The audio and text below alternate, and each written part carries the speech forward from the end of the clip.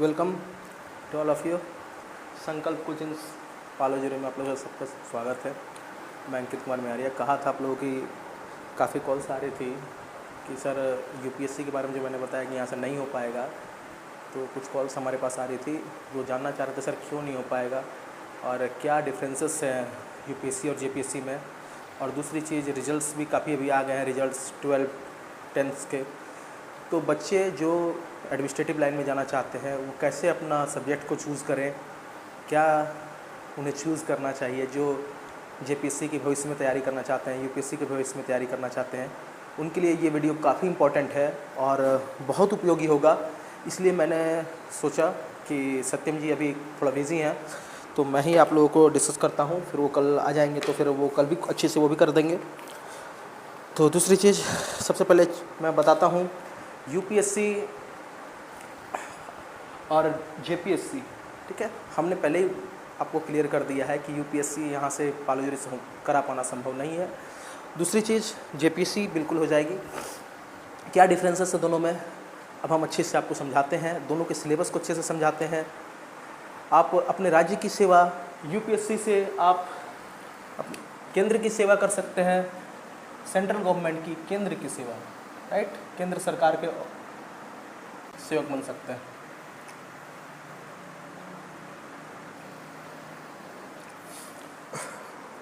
जो भी बच्चे अपनी राज्य की सेवा करना चाहते हैं, राज्य की सबसे बड़ी नौकरी जेपीएससी होती है। जेपीएससी पास कर आप राज्य की सबसे बड़ी सर्विस में जा सकते हैं और यूपीएससी से आप केंद्र की सबसे बड़ी सर्विस, देश की सबसे बड़ी सर्विस में जा सकते हैं।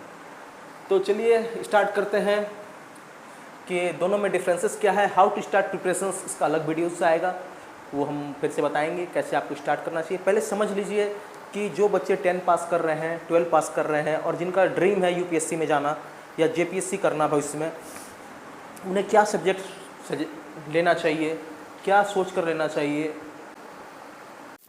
तो आपके लिए जो बेनिफिशियल होगा आपके बच्चों के लिए और यूपीएससी जेपीएससी में जो जाना चाहते हैं उनके लिए, तो पेपर 1 को मैं अभी डिस्क्राइब कर रहा हूँ। आप अच्छे से देखिए, अच्छे से समझिए कि बच्चे के लिए क्या बेनिफिशियल है। यूपीएससी जेपीएससी में जो जाना चाहते हैं, क्या सब्जेक्ट लेकर उन्हें 11-12 पढ़ना चाहिए या कैसे अपनी गोल को सेट करना चाहिए। जिन्हें राज्य की और देश की बड़ी सेवा में जाना है, जिन्हें IAS, IPS, DSP, BDO, CO बनना है, उनके लिए जेपीएससी कहती है, झारखंड लोक सेवा आयोग का पहला पेपर का फर्स्ट चीज़ वो बोलती है हिस्ट्री, राइट। और मैं ये भी डिस्क्राइब करते जाऊंगा कि यूपीएससी से जेपीएससी इजी क्यों है, वाई यूपीएससी से जेपीएससी इजी क्यों है, ठीक है। तो चलते हैं। पेपर 1 में जेपीएससी कहती है हिस्ट्री। हिस्ट्री में वो बोलती है कि 15 क्वेश्चन वो हमसे पूछेंगे, ठीक है। 15 क्वेश्चन जो पूछेगी जेपीएससी हिस्ट्री सब्जेक्ट में, उसमें वो डिस्क्राइब कर देती है हम कहाँ से पूछेंगे। जैसे प्राचीन भारत का इतिहास, ठीक है, ये जो आप देख रहे हैं प्राचीन भारत का इतिहास, इससे ये बोल रही है हम 5 क्वेश्चन पूछेंगे, 5 क्वेश्चन हम पूछेंगे। ये अपना सब सिलेबस को डिस्क्राइब कर दे रही है। सेकेंड है बोलती है मध्यकालीन Bharat, medieval history. Medieval history से ये बोलती है मैं 5 क्वेश्चन यहाँ से भी पूछूंगी, ठीक है। जेपीएससी फिर नेक्स्ट में कहती है आधुनिक भारत, मॉडर्न इंडिया, यहाँ से भी 5 क्वेश्चन हम आपसे पूछेंगे, ठीक है। टोटल 15 क्वेश्चन हिस्ट्री सब्जेक्ट से आएगा। दूसरा पेपर है इसका ज्योग्राफी। ज्योग्राफी में भी जेपीएससी बोलती है हम आपसे 10 क्वेश्चन पूछेंगे, 10 क्वेश्चन। पहला जनरल ज्योग्राफी, सामान्य भूगोल, इससे 3 क्वेश्चन पूछेंगे। भौतिक भूगोल, फिजिकल ज्योग्राफी, इससे हम 3 क्वेश्चन पूछेंगे। फिर कहती है आर्थिक भूगोल, ह्यूमन ज्योग्राफी, आर्थिक भूगोल, इकोनॉमिक ज्योग्राफी, राइट, यहाँ से भी हम आपसे 2 क्वेश्चन पूछेंगे। और सामाजिक जननाकी भूगोल, इससे हम 2 क्वेश्चन पूछेंगे। कुल मिलाकर यहाँ से भी जो 10 क्वेश्चंस आपके पूछेंगे, तो 15 और 10 25 नंबर आपके हो गए। पेपर 1 हिस्ट्री, जिससे जेपीएससी कहती है हम 15 पूछेंगे। सेकेंड 1 ज्योग्राफी, यहाँ से 10 क्वेश्चन पूछेंगे। ये अपना सिलेबस को भी बता देती है कि आपको यहाँ पढ़ना है। थर्ड इंडियन पॉलिटी, राइट, जिसको आप लोग इथिक्स बोलकर पढ़ रहे हैं बच्चे हमारे 6 से 10 तक के, वो यहाँ पर कहते हैं हम लोग उसे इंडियन पॉलिटी, राइट। तो इंडियन पॉलिटी में क्या है, जेपीएससी कहती है हम 10 क्वेश्चन पूछेंगे, 10 क्वेश्चन आपसे हम पूछेंगे, 10 क्वेश्चन पूछेगी जेपीएससी यहाँ पर भी आपसे। पहला, भारत का संविधान, भारत का संविधान टॉपिक से ये पूछेगी 4 क्वेश्चन, 4 क्वेश्चन भारत के संविधान टॉपिक से आएगा। भारत का संविधान का निर्माण कैसे, कब कब हुआ, कैसे हुआ, किनके द्वारा हुआ, ठीक है, क्या अनुच्छेद है, कितनी अनुसूचियाँ हैं, ये सब पूछेगी, आर्टिकल क्या बोल रहा है, ये सब पूछेगी। सेकंड, लोक प्रशासन, ठीक है, लोक प्रशासन में 4 क्वेश्चन हम पूछेंगे आपसे, ठीक है। तीसरा, विकेंद्रीकरण एवं पंचायत व नगर पालिका, राइट, विकेंद्रीकरण, डिस्ट्रीब्यूशन, पंचायत और नगर पालिका, म्युनिसिपल कॉरपोरेशन। तो जो बच्चे अभी 7-8 में हैं या 7 पास आउट होकर 8 गए हैं या 8 पास आउट होकर 9 जा रहे हैं, तो वो बच्चे समझ रहे हैं कि मैं जो बोल रहा हूँ ये पूरी की पूरी बुक्स में दी हुई है, जो जो टॉपिक्स यहाँ बोला जा रहा है इंडियन पॉलिटी में, पंचायत व नगर पालिका, वो पढ़ कर जा रहे हैं, यही पढ़ रहे हैं 7 में, 8 में, 6 में। तो आप समझिए चीज़ों को, हिस्ट्री में भी वो पढ़ कर आ रहे हैं, मिडाइवल हिस्ट्री की कुछ टॉपिक्स पढ़ रहे हैं, इंसिडेंट हिस्ट्री की कुछ टॉपिक्स पढ़ रहे हैं। अगर उन्हें बढ़िया से यहीं पर समझा दिया जाए टीचर्स के द्वारा और यहीं से गाइडलाइंस दे दिया जाए, बच्चे को समझा दिया जाए कि कहाँ से क्या टॉपिक्स आ रहा है, कहाँ से पढ़ना है आपको, कैसी क्वेश्चंस आती हैं, दिखाया जाए, तो इसकी तैयारी बहुत बेहतर ढंग से की जा सकती है। हम लोग के समय में कोई, हमें यहाँ ग्रामीण परिवेश में ऐसा कोई इंस्टीट्यूट्स नहीं था, ना कोई ऐसे टीचर्स जो हमें समझा सकते थे। आज आपके पास बहुत अच्छा अपॉर्चुनिटीज़ है, हम लोग हैं, सत्यम जी हैं, और भी अमित मजुमदार सर हैं दिल्ली से, वो भी जुड़े हुए हैं। तो बहुत अच्छा अपॉर्चुनिटीज़ है कि आप इसका लाभ उठाइए। और जो बच्चे को लग रहा है कि ये पालोजरी से नहीं हो सकता या नहीं हो पाएगा, ये गलतफहमी है। आप प्रयास कीजिए, हम लोग हैं, दिल्ली की जितनी भी स्टडी मटेरियल्स है टोटल मेरे पास है, और बच्चे को किस तरह से तैयार करना है हमें अच्छे से पता है। हम लोग खुद इस लाइन में, हम भी एक कंपटीटर हैं आपके, जो बच्चे बैठेंगे जेपीएससी में, तो सोचिए उन बराबरी में जब उन्हें सिखाया जाएगा, अच्छे से समझाया जाएगा, तो उनके लिए बहुत बेहतर होगा। चौथा टॉपिक बोलती है जेपीएससी अपना Indian economy, Indian economy, right, भारतीय अर्थव्यवस्था। इसमें से बोलती है कि 10 क्वेश्चन हम आपसे इससे भी पूछेंगे।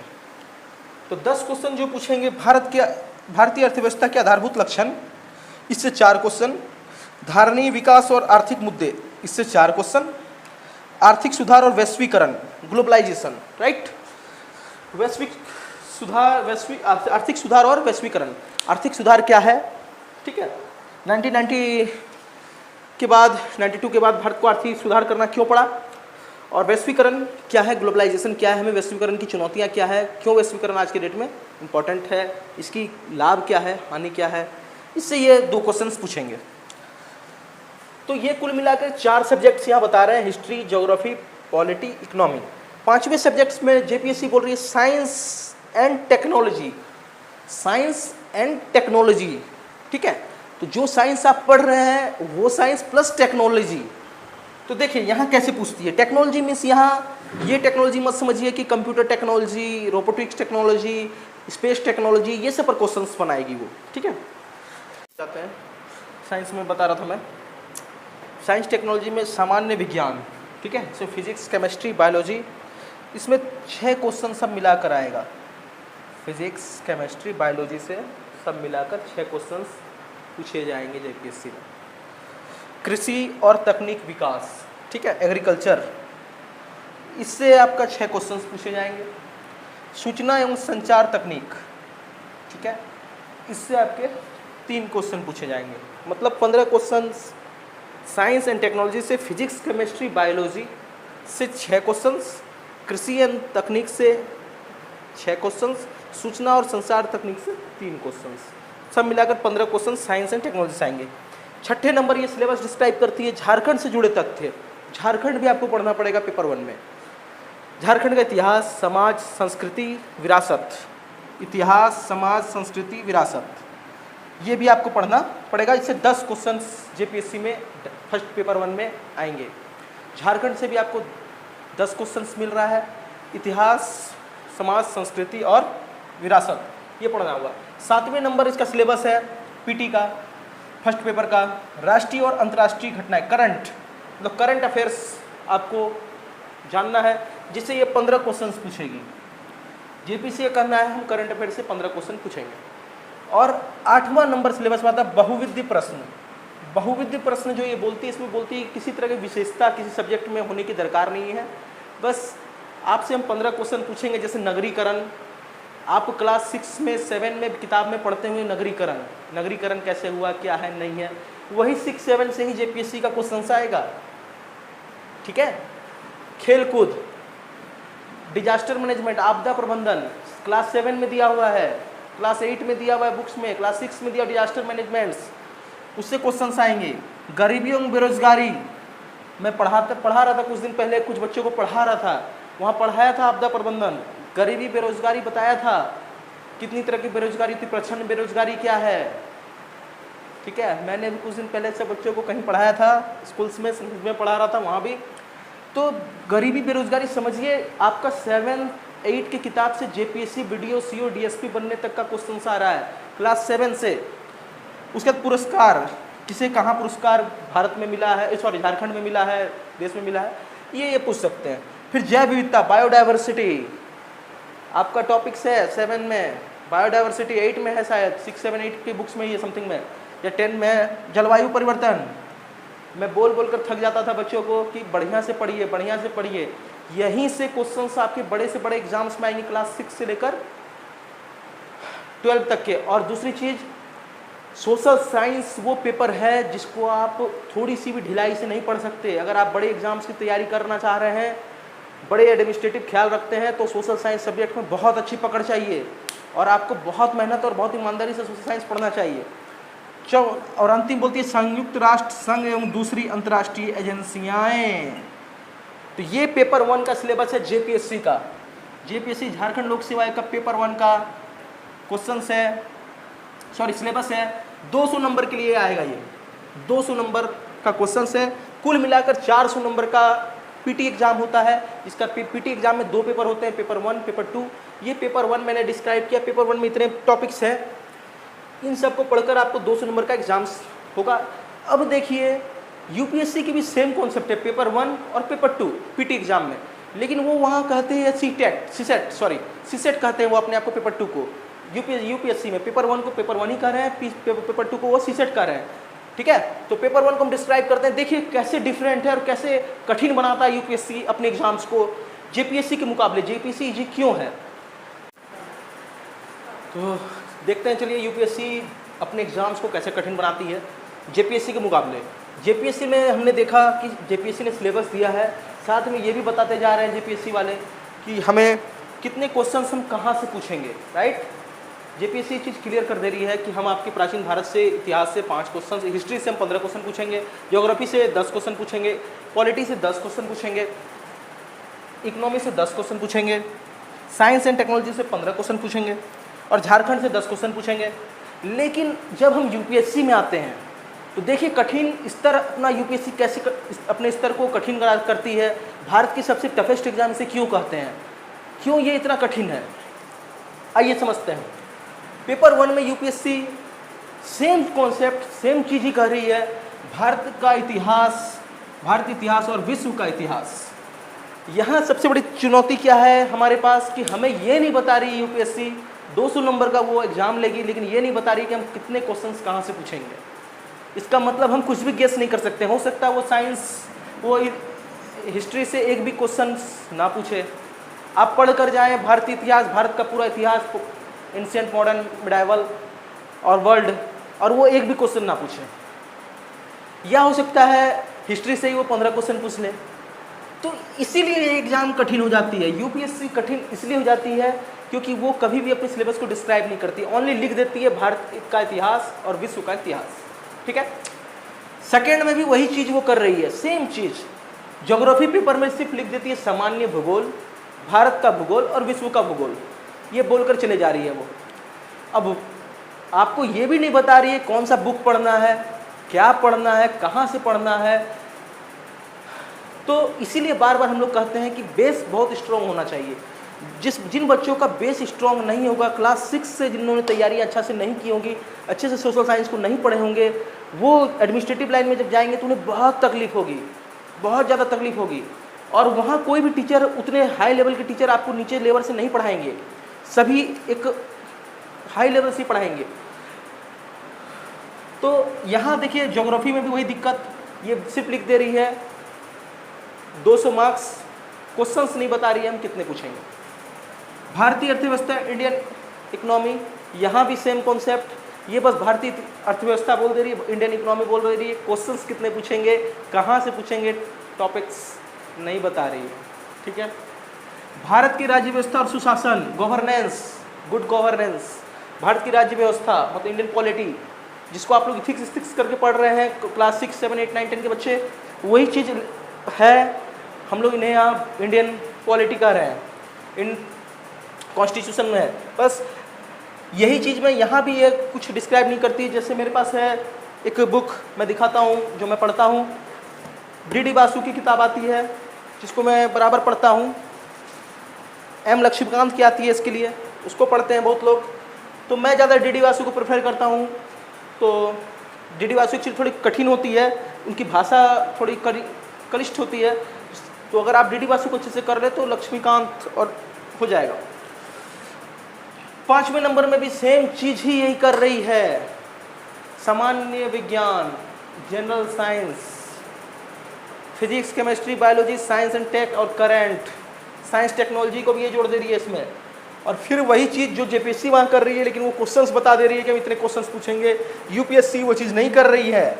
फिर देखिए क्लास अभी मैंने 7, 8 में पढ़ाया था, तो इकोलॉजी एंड इन्वायरमेंट, पर्यावरण एवं परिस्थिति तंत्र, मैं बार बार बच्चों को बोलता था अच्छे से पढ़िए, अच्छे से पढ़िए, अच्छे से पढ़िए, लेकिन बच्चों को समझ में नहीं आ रहा था वो चीज़। आज देखिए सेम चीज़ यूपीएससी अपने सिलेबस में डाल रखी है, और यही चीज़ क्लास 6, 7, 8, 9, 10 की बेस है। अगर आप इसको अच्छे से करके जाएंगे तो वहाँ जब टीचर पढ़ाएंगे आपको, वहाँ बड़े कोचिंग्स में जब तैयारी में आएंगे तो आपको लगेगा बहुत ईजी है। और जो बच्चे का बेस कमज़ोर रहेगा उनके लिए पहाड़ लगेगा, ये इतना आसान नहीं टेकअप कर पाना। और 6 में कहती है करंट अफेयर्स।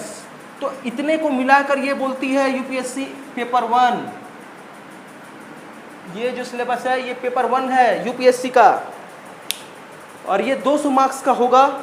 ठीक है, इसीलिए 40%, 45% में ही सिलेक्शन हो जाता है। लोग क्या करते हैं, इतिहास को अच्छी से पढ़ कर गए, वर्ल्ड इतिहास, इंडियन इतिहास, जाकर जिनकी हिस्ट्री अच्छी है जाकर देखते हैं एक भी क्वेश्चंस नहीं आया।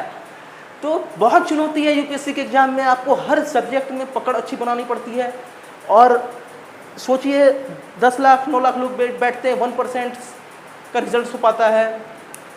पीटीएस एग्ज़ाम को क्वालिफाई करना इतना आसान नहीं। आईटीएन बैठते हैं, डॉक्टरेट बैठते हैं, सभी जो बड़े बड़े स्कूल्स के कॉलेज के विद्यार्थी बैठते हैं, फिर भी वो पीटी एग्ज़ाम्स क्वालिफाई नहीं कर पाते, मेंस एग्जाम में नहीं बैठ पाते। रीज़न, सबसे कठिन चुनौती ये कि वो कहीं भी सिलेबस को डिस्क्राइब नहीं कर रही है और क्वेश्चंस नहीं बता रही है कि हम यहीं से पूछेंगे। अगर यहीं से बता दे क्वेश्चन, जैसे जेपीएससी ने बताया ऐसे वो बता दे, तो शायद पीटी का कट ऑफ और ऊपर चला जाए। लेकिन मैंने क्या कहा था अपनी तैयारी में, कहा कि हर सब्जेक्ट का कोई विशेषज्ञ होता है, आपको उसी से पढ़नी चाहिए। सेम कॉन्सेप्ट यहाँ है, ज्योग्राफी के कोई विशेषज्ञ होंगे, हिस्ट्री के कोई विशेषज्ञ होंगे, जिन्होंने सोशल साइंस लेकर आगे बीएड किया है, एमए किया है, ग्रेजुएशंस पढ़े हैं, तैयारियाँ की है यूपीएससी की, जेपीएससी की, वो आपको जितनी बेहतर ढंग से ये सब पढ़ा पाएंगे, उतना आसान नहीं है। इसीलिए मैं बार बार सभी को सजेस्ट करता हूँ, जो भी यूपीएससी की ड्रीम देख रहे हैं, जेपीएससी की ड्रीम देख रहे हैं, आप अच्छे से पढ़िए, बेस को मजबूत कीजिए। और फिर आ जाइए पेपर 2 में। पेपर 2 को भी मैं डिस्क्राइब कर ही देता हूँ।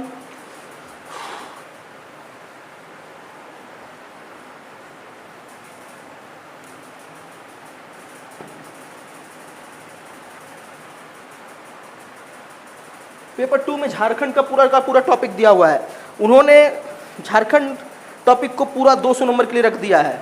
झारखंड राज्य के बारे में आपको जानना है, झारखंड के बारे में अच्छे से जानना है, झारखंड का इतिहास जानना है, झारखंड आंदोलन जानना है, झारखंड, यहाँ भी सेम चीज़ है, वो पूरी डिस्क्राइब कर देती है अपने सिलेबस को। जैसे मैं बता देता हूँ उसे, पेपर 2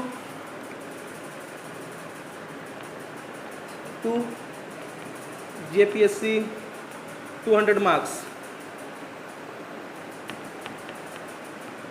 राज्य की सबसे बड़ी सबसे कठिन परीक्षा, आपके झारखंड राज्य की सबसे कठिन परीक्षा जेपीएससी, स्टेट की सबसे कठिन परीक्षा केंद्र की सबसे बड़ी परीक्षा सेंट्रल की यूपीएससी। इससे बड़ी एग्जाम भारत में नहीं होती। तो यहाँ ये कहते हैं झारखंड का इतिहास, इससे हम आपसे 8 क्वेश्चन पूछेंगे, 2-2 मार्क्स के, 16 मार्क्स देंगे, 8 क्वेश्चन पूछेंगे। वहाँ आपको मुंडा शासन व्यवस्था जानना है, नागवंशी शासन व्यवस्था जानना है, शासन व्यवस्था पर क्वेश्चन आएंगे। फिर झारखंड के आंदोलन को जानना है, झारखंड आंदोलन से वो बोलते हैं 7 प्रश्न पूछेंगे। झारखंड की विशिष्ट पहचान, मतलब पूरी की पूरी झारखंड को आपको पढ़ना है। कहीं भी छोटा नागपुर कास्ट एसपीटी एक्ट क्या है, संथाल परगना एक्ट क्या है, ये सब आपको जानना है कि झारखंड कैसे बना, क्यों बना, आंदोलन कैसे हुए, कैसे हम लोग आज झारखंड इसे क्यों कहा जाता है, झारखंड के साहित्यकार को जानना है। फिर झारखंड के पर्यावरण संबंधी चुनौतियाँ क्या क्या, ये सब जानना है।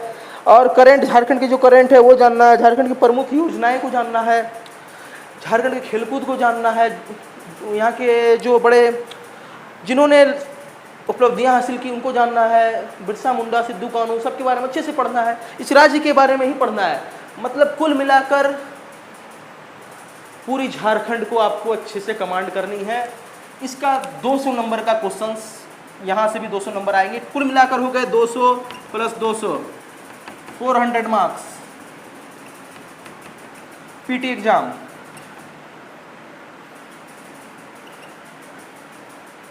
अगर आप जेपीएससी की पीटी पास करना चाहते हैं, 400 नंबर का एग्जाम होगा, उसमें 200 पेपर 1 से आएंगे, 200 पेपर 2 से आएंगे। 400 में से आपको क्वालिफाई कर अपने मेरिट में आना पड़ेगा, और मेरिट में जब आप आएंगे तभी जाकर आप मेंस परीक्षा की तरफ क्वालिफाई होंगे, जहां से आपका सिलेक्शन होगा। तो चलते हैं अब यूपीएससी की सेकंड पेपर 2 की तरफ, ठीक है। तो यूपीएससी की पेपर 2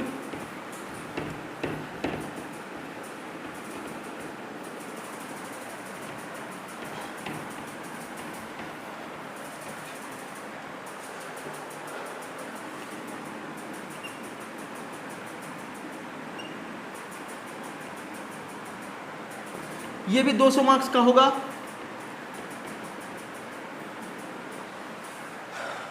केंद्र की, भारत की सबसे बड़ी नौकरी, यहाँ ये पूछते हैं, बोलते हैं इसको सीसेट, राइट। यहाँ था मैथ्स, रीजनिंग, इंग्लिश, हिंदी, ठीक है। अब देखिए सीसेट जो एग्जाम से पेपर 2, इसमें सिर्फ आपको क्वालिफाई करना है, मतलब 100 में 33% मार्क्स लाना है। 200 का एग्जाम्स होगा, इसमें 66 नंबर ला के सिर्फ क्वालिफाई करना है आपको। अगर आप इसमें 67 मार्क्स ले आते हैं तो आप क्वालिफाई कर जाते हैं, इसकी नंबर ऐड नहीं होती, ये मेरिट में ऐड नहीं होती। मैथ, रीजनिंग, इंग्लिश, हिंदी, इसकी मार्क्स नहीं ऐड होती। इससे 50, इससे 50, ऐसे करके 200 नंबर का क्वेश्चन आएगी। ये भी नहीं बताती यूपीएससी कहाँ से क्या पूछेंगे, लेकिन लगभग तरह से बहुत इजी क्वेश्चंस रहते हैं। 10 तक की जिसने मैथ को पढ़ाया है आराम से सॉल्व आउट कर लेगा। और हिंदी, इंग्लिश बहुत इजी रहते हैं लैंग्वेज के, जबकि इसमें भी बच्चे फेल होते हैं। हमारे ग्रामीण परिवेश के बच्चे इसमें भी फेल होकर चले जाते हैं। तो दिक्कत ये होती है कि 66 नंबर भी नहीं ला पा रहे हैं 200 में क्वालिफाइंग करने के लिए। अगर आप इसमें क्वालिफाइंग होंगे तभी आपकी पेपर 1 की जाँच होगी। अगर आप इसमें क्वालिफाइंग नहीं करेंगे तो पेपर 1 में जाँच नहीं होगी, आप यहीं पर यूपीएससी के सपने से बाहर हो जाएंगे, आउट हो जाएंगे आप। अगर आप यहाँ से 66 नंबर नहीं ले पाते हैं तो आउट हो जाएंगे। इसीलिए यूपीएससी को बोलते हैं कठिन एग्जाम्स, क्योंकि वो कहीं भी अपनी सिलेबस को डिस्क्राइब नहीं करती है और ना बताती है कि हम कहाँ से क्या पूछेंगे। आपको सब कुछ पढ़ना है और अच्छी से पढ़ना पड़ेगा। कहाँ से वो क्या पूछेंगे कुछ नहीं बताते, इसीलिए उनको भारत का सबसे कठिन एग्जाम कहा जाता है। यूपीएससी पास करने वाले रियली में बहुत मेहनती होते हैं। पीटी एग्जाम्स, मेन एग्जाम्स पास कर इंटरव्यू पहुंचने वाले भी बहुत मेहनती होते हैं। सबकी अपनी अपनी एक है शैली, अपना एक फील्ड है खेलने का, जो उस फील्ड में खेलते हैं। इसीलिए हम लोग बार बार बच्चे को, जो लोअर क्लास के रहते हैं, जो अभी जूनियर्स हैं, तैयारी स्टार्ट कर रहे हैं, हम उन्हें समझाते हैं। हमारे छोटे बड़े भाई बहन हैं, उन्हें अच्छे से समझाते हैं, अच्छे से गाइड इसलिए करते हैं कि क्लास 6, 7, 8, 9, 10 को आप अच्छी से पढ़िए। और दूसरी चीज़, सबसे इम्पोर्टेंट चीज़ आप देखे हुए यहाँ पूरी की पूरी सिलेबस जो आपको मैंने बताई जेपीएससी और यूपीएससी की पूरी आर्ट्स स्ट्रीम पर है। अगर आर्ट्स में आपकी पकड़ अच्छी है, आर्ट्स लेकर आप 11, 12 करते हैं आर्ट्स लेकर के अगर आप, तो बहुत ज़्यादा आपको हेल्प मिलता है यूपीएससी और जेपीएससी के एग्ज़ाम्स में, और आप निश्चित तौर पर अलग स्ट्रीम के बच्चे से फ़ायदा उठा सकते हैं। जैसे मैथ्स लेकर जिन्होंने पीजी बीएससी किया, या जिन्हें पता नहीं रहता है, कोई मार्गदर्शन नहीं रहता है, वो मैथ लेकर आगे बढ़ जाते हैं, साइंस लेकर आगे बढ़ जाते हैं, और बाद में अपनी ड्रीम उनको है जेपीएससी में आना, यूपीएससी में आना। तो मैंने आपको बताया कि मैथ, इंग्लिश, हिंदी, रीजनिंग लेकर उन्हें सिर्फ क्वालिफाइंग करना है, उनका कहीं वेटेज ही नहीं है, एग्जाम्स में उनकी नंबर भी ऐड नहीं होती। तो वो बच्चे को बाद में बहुत तकलीफ होती है। पूरा आर्ट्स स्ट्रीम का रहता है पेपर, क्योंकि समाज में नौकरी करनी है, सामाजिक विषय से आप दूर नहीं रह सकते, इसीलिए सामाजिक विषय को बहुत जोर दीजिए। सोशल साइंस को बहुत इफेक्टिव, बहुत इंपॉर्टेंट पेपर है, अच्छे से पढ़िए, बहुत ज़रूरी है। और संकल्प कोचिंग इसके लिए पूरी तरह से मेहनत करेगी आपके पीछे, और हमारा टारगेट है कि कम से कम जेपीएससी जो अब जल्द ही होने वाली है, उनकी नोटिफिकेशंस भी आ रहे हैं, बहुत कम समय बचा है। जिन जिनको तैयारी में जुटना है वो एडमिशन ले लीजिए, हम जल्दी बैच चालू कर देंगे जेपीएससी की। और सत्यम जी भी, हम मुझे लगता है कि अभी वो पीएचडी कंप्लीट किए हैं, कुछ उनकी सेमिनार्स वगैरह थी, आज मेरे से बात हुई, वो कल आ जाएंगे। और उसके बाद हम लोग गार्जियंस से भी मीट करेंगे, गार्जियंस को भी समझाएंगे, और जिनको किसी भी तरह की अपने बच्चे को लेकर, फ्यूचर को लेकर के कुछ जानना है, या क्या लेकर पढ़ें, कैसे स्ट्रीम में अपने बच्चे को पढ़ाएं, उनकी अपनी ड्रीम है कुछ बनाने की, तो क्या लेकर कैसे करना चाहिए, आप हमसे मिलिए, नंबर है हमारा, कॉल कीजिए, आकर सेंटर विजिट कीजिए, समझिए, देखिए, जो भी चाहिए। हमारे पिताजी पैसा दे सकते थे, लेकिन जानकारी नहीं थी कैसे पढ़ाना, क्या करना, क्या बच्चे को करना, वो सब बेनिफिट्स जो हम लोगों ने जितनी अपनी संघर्ष के दौरान गुजारी समय, वो आप सीख सकते हैं हमसे हमारे अनुभव का शेयरिंग ले सकते हैं। वो समय आपका बचेगा, आपके बच्चे का बचेगा, उसको एफर्ट में डालिए, और निश्चित तौर पर सफल ही होना अंतिम लक्ष्य है। और माँ बाप के आपके जितने संघर्ष कर रहे हैं, जितनी मेहनत से जो आज पैसे आपके लिए जुटा कर ला रहे हैं, उनका एक एक मूल का कर्ज जो है, एक एक महीने का, एक एक मेहनत का जो उनका पैसे का है, उनको पूरी तरह से यूटिलाइज़ कीजिए, अच्छे से अच्छी पढ़ाई कीजिए, तैयारी कीजिए। और सभी मेरे बच्चों को जो संकल्प कोचिंग में एडमिशन लिए हैं उनको धन्यवाद। और एक चीज़ और बता दूं, कल हमारा लास्ट टाइम है 151 वेलकम बैच का, रात 12 बजे तक। जो बच्चे एडमिशन ले लेंगे वही उन्हें ही हम साल भर 151 मंथली के रूप में पढ़ाएंगे। उसके बाद फिर जो नया हमारा आएगा रेट चार्ट, जो हम डिसाइड करेंगे सब मिलकर, उसी में एडमिशन लेना पड़ेगा, दूसरा कोई उपाय नहीं है। और एक चीज़ और बता दूं आप लोगों को कि हम लोग ने डिसाइड कर रहे हैं कि किसी 1 या 2 दिन हम लोग ओपन बैच करेंगे, ठीक है, वहाँ जितने भी बच्चे, तो मैं बता दूं कि हम लोगों ने डिसाइड कर रहे हैं, कल हो सकता है अनाउंस कर दें, कौन सा डेट हो या कुछ हो, या हम लोग चाहते हैं कि जहाँ भी आप पढ़ रहे हैं, जो भी कोचिंग में पढ़ रहे हैं, जो भी स्कूल्स में पढ़ रहे हैं, आप आकर हमसे मिलिए, गार्जियन के सहित आकर मिलिए, बात कीजिए। और जो हम लोग ओपन करेंगे, जहाँ भी पढ़ रहे हैं, आप हमसे डेमो क्लास में 1-2 क्लास डेमो जो जिस दिन हम लोग रखेंगे अनाउंसमेंट कर देंगे। आप कहीं के भी पढ़ रहे हैं, किसी भी कोचिंग में आकर पढ़ सकते हैं, देख सकते हैं हमारे फैकल्टीज़ को, और उसके बाद आप अपना डिसीजन दे सकते हैं। लेकिन 151 का जो बैच रहेगा वो उसका लास्ट टाइम कल रात का 12 बजे ही है। आप इसीलिए जल्दी से जल्दी एडमिशन ले लीजिए, किसी भी तरह का मन में दुविधा मत रखिए।